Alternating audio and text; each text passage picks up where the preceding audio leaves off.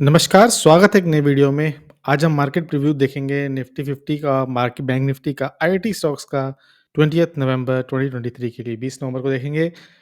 Last Friday क्या हुआ था, निफ्टी 50 ऊपर गया था लेकिन सस्टेन नहीं कर पाया। क्यों? क्योंकि बैंकों की पिटाई हो रही थी। तो आप देखेंगे कि ऊपर गया था, हाई बनाया अपना 795 से भी ऊपर, लेकिन उसके बाद जैसे-जैसे टाइम बीतता गया उतना ही डाउन आता गया। टोटल हम अपने इंडेक्स देखें तो सेंसेक्स निफ्टी 50 ने हल्की सी मार झेली थी। निफ्टी नेक्स्ट 50 ने तो फिर अपना ऑल टाइम हाई बना लिया था। उसमें वो मार्केट में मिड कैप, स्मॉल कैप ऊपर चल रहे हैं, लेकिन जो मेजर इफेक्ट था वो था निफ्टी बैंक या बेसिकली बैंक। ये देखिए बैंक एक्स है, ये बीएससी का बैंकिंग इंडेक्स है। जबरदस्त धुलाई ऑयल एंड गैस इंडेक्स में धुलाई। उसके अलावा हम स्क्रॉल करेंगे नीचे तो आपको दिखाई देगा Nifty bank.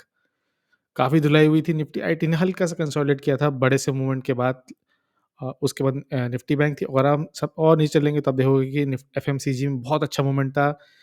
HUL, Asian paints जैसे स्टॉक ऊपर थे, लेकिन ये देखिए PSU banks, SBI type bank जो थे उनमें बहुत धुलाई हुई। आरबीआई का नोटिफिकेशन आया था, उनको रिस्क वेट बढ़ाया था। एसबीआई कार्ड्स जैसे स्टॉक थे उनकी तो 5-5 6-6% धुलाई हुई। देखिए, इश्यू क्या है कि अब उनको ज़्यादा कैश आइडल रखना पड़ेगा, अपने पास रखना पड़ेगा। पहले जैसे उनके पास ₹100 आते थे, तो वो उसको इन्वेस्ट करते थे जितना रिस्क वेटेज होता था। एग्ज़ाम्पल के लिए मान लेते हैं ₹20 वो अपने पास रखते थे डेली ट्रांज़ैक्शन यूज़ के लिए, एज़ अ रिस्क के लिए, एज़ अ प्रोविज़निंग के लिए कि अगर कोई एनपीए टर्न हो जाता है तो वो उससे मैनेज करेंगे।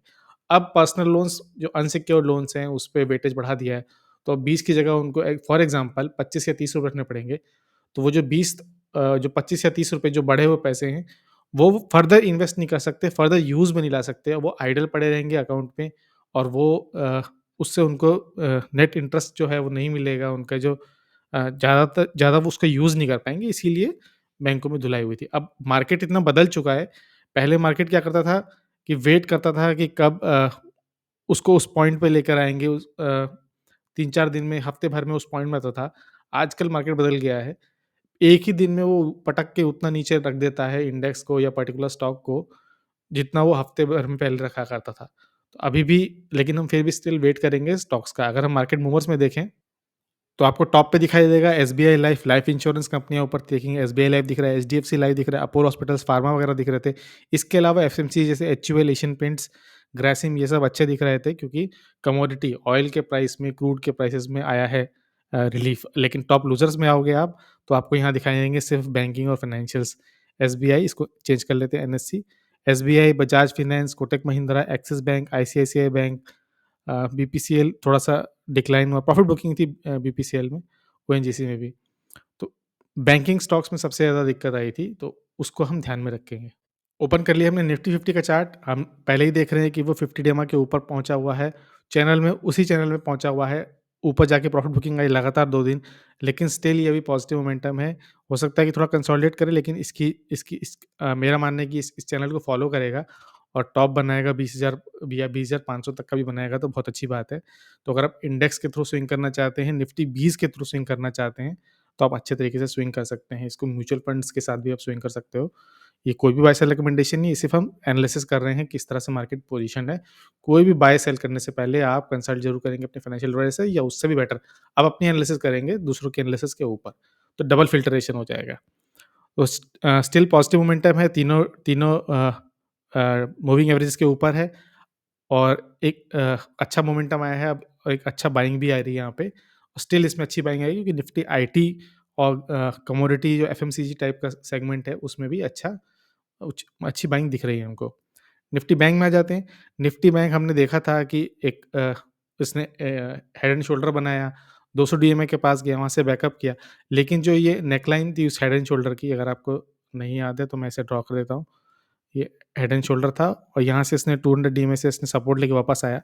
इस नेकलाइन को ये सर्वाइव नहीं कर पाया, यहाँ प्रेशर है क्योंकि बैंकों में अभी भी आरबीआई के नोटिफिकेशन से कितना प्रॉफिट होगा, कितना लॉस होगा, अभी भी कुछ नहीं पता। बैंकों को कितना वेटेज बढ़ाना पड़ेगा, ये अभी भी क्लियर नहीं है।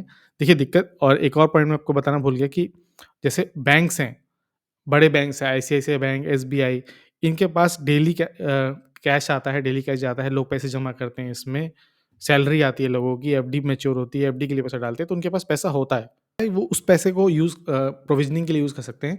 लेकिन जो एनबीएफसी जैसे बजाज फाइनेंस, आदित्य बिरला कैपिटल, अ, चोला और इस तरह की अलग फाइनेंस कंपनी है, वो क्या करते हैं, वो मार्केट से पैसा उठाते हैं। वो बेसिकली बैंक से या अ, या मार्केट से पैसा उठाते हैं और उस पैसे को वो यूज़ करते हैं और उसके ऊपर देते हैं। उसके ऊपर आपको प्रॉफ़िट मिलता है, गेन मिलता है, जो भी मिलता है, आप लोन लेते हो उसके ऊपर लेते हो। तो अब जब मार्केट से ही पैसा ज़्यादा मिलेगा, तो उनको वो महँगा मिलेगा और वो उस तरह से कितना वो कस्टमर्स को अपने जो लोन यूज़र्स हैं, वो तो उसको पास कर पाते हैं, वो देखना होगा। जो बजाज फाइनेंस के 2 प्रोडक्ट जो उनके बैन किए हैं, मुझे लगता है कि बहुत जल्दी वो सॉल्व हो जाएगा। वो बेसिकली उनकी गाइडलाइंस और डॉक्यूमेंटेशन का मामला है। मुझे लगता है बजाज फाइनेंस जैसी डायनामिक कंपनी उसको तुरंत ही ठीक कर लेगी।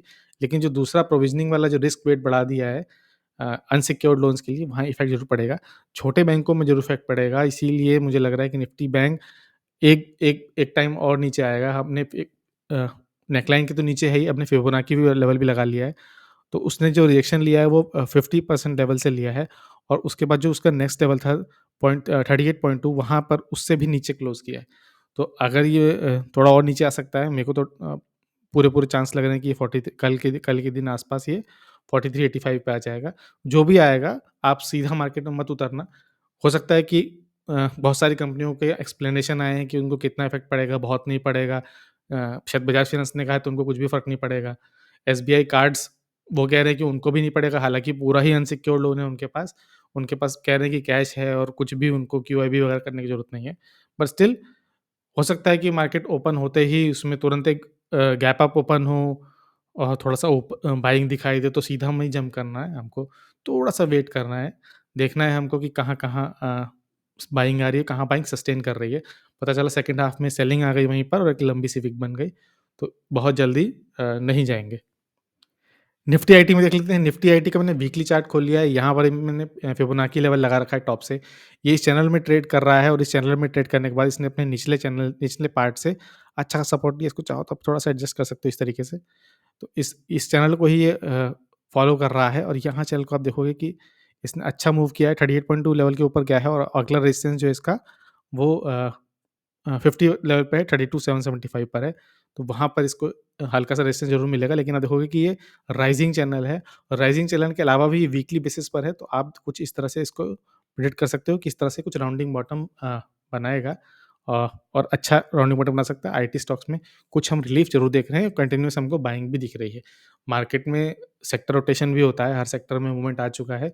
डेढ़ 2 साल से निफ्टी में नहीं आया, निफ्टी आईटी में नहीं आया है, तो इसको भी आप देख सकते हो। इसको आप आईटी 20 के साथ भी प्ले कर सकते हो, वो भी हम देखेंगे। इन्फोसिस को देख लेते हैं सबसे पहले। इन्फोसिस को आप अगर देखो, तो अगेन तीनों मूविंग एवरेज के ऊपर है। हल्की सी सेलिंग आई थी फ्राइडे को, ठीक है। प्रॉफिट इतना राइज़ करने के बाद जो स्मॉल टाइम के ट्रेडर्स हैं या बहुत स्मॉल ड्यूरेशन के लिए ट्रेड करते हैं, उन्होंने प्रॉफिट बुकिंग कर ली। लेकिन इस चैनल का इसने सपोर्ट ले रखा है और इसके ऊपर गया है।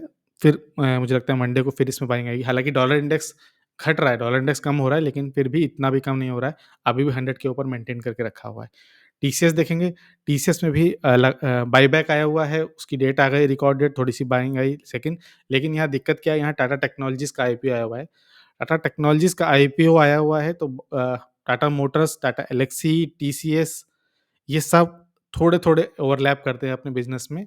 तो हो सकता है कि टीसीएस में थोड़ी-सी सेलिंग आए, लोग यहाँ से अपनी पोज़ीशन निकाल के टाटा टेक्नोलॉजी के आईपीओ में जाएँ या उसके शेयर्स बाय करें। तो हो सकता है कि यहाँ पे थोड़ा-सा प्रॉफिट बुकिंग आए, तो टीसीएस को हम थोड़ा-सा अवॉइड करने की कोशिश करेंगे।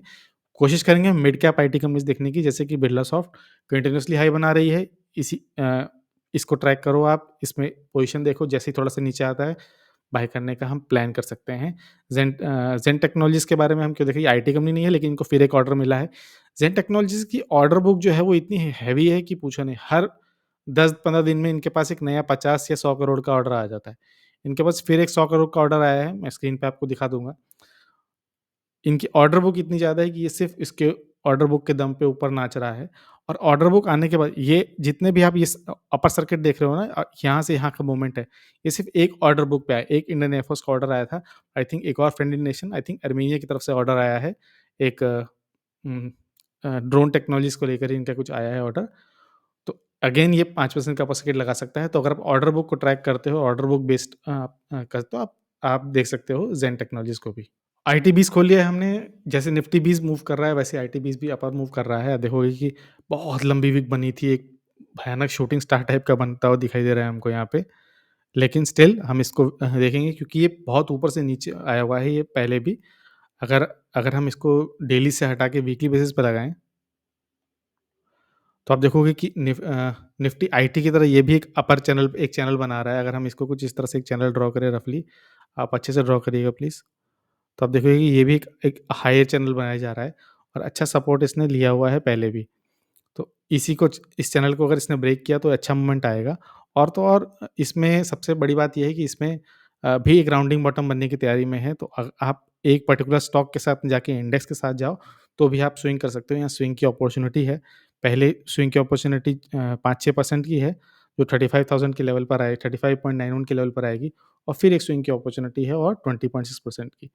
तो अ, एकदम टॉप, एकदम बॉटम पे कोई भी बाय नहीं कर सकता। हम कोशिश करेंगे कि उसके आस-पास बाय करें और उसके थ्रू लेकर जाएँ। वोलेटिलिटी मार्केट में थोड़ी बढ़ी हुई है क्योंकि क्लैरिटी नहीं है कि कितना आरबीआई का नोटिफ़िकेशन इफ़ेक्ट डालेगा। तो बेटर है कि हम सेफ स्टॉक्स की तरफ जाएँ। आईटी स्टॉक्स थोड़े डिफेंसिव स्टॉक्स भी गिने जाते हैं। तो ये थी एक मार्केट प्रीव्यू 20 नवंबर के लिए। कोई बाय सेल रिकमेंडेशन नहीं है। एनालिसिस थी, कैसी अच्छी लगी, खराब लगी आप ज़रूर बताइएगा। हो सके तो हमें सब्सक्राइब करिए, एक नए चैनल है, हेल्प करिए ग्रो करने में। वीडियो को देखने के लिए बहुत-बहुत धन्यवाद।